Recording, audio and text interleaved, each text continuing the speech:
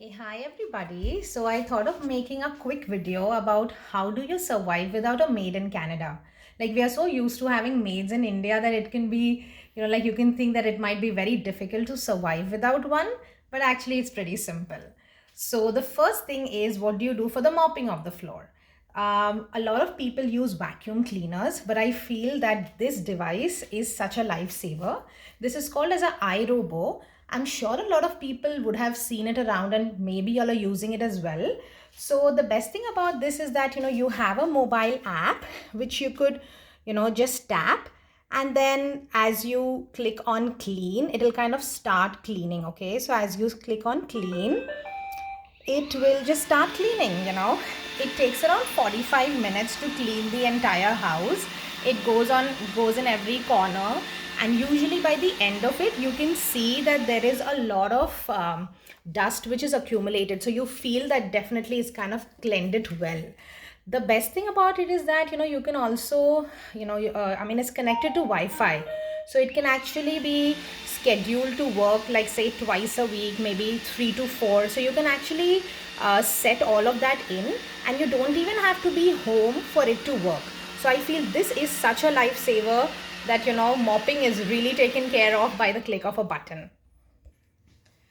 Okay, friends, so now coming to the second aspect of household cleaning, that is cleaning utensils. So obviously you can clean it by hand, but the second option which is available is a dishwasher. And I'm sure everybody knows about the dishwasher, so I'm not really going to go in detail with it, but it's just that you just have to stack your utensils in there, and it's going to be all clean, and it's going to be completely dried, and it's going to be, a little warm as well as you get in the restaurants, and it is ready.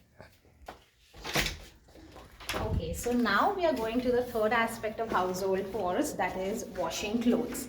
Now, usually people who live in buildings here, it's called as a condo, and a lot of condos can have, that you can have your own personal washer and dryer, but a lot of them also have this thing that on every floor there will be one washer and dryer that you can use, and there's going to be a card, and you can use that card in order to access the washer and dryer. So we are now going to that section. So now we are going to the washer and dryer room, and this is a section for it. So basically this is a washer, and most of the buildings will give you a card like this, and you can reload it as you feel that it's getting over. What you need to do is you just need to place your card, and you need to just select what option you want and just click on start. Usually it takes around $2.50 to like $3 for one load of your washing to be done, and it takes around 40 minutes. Okay, so usually now after your clothes are done, we put it in the dryer.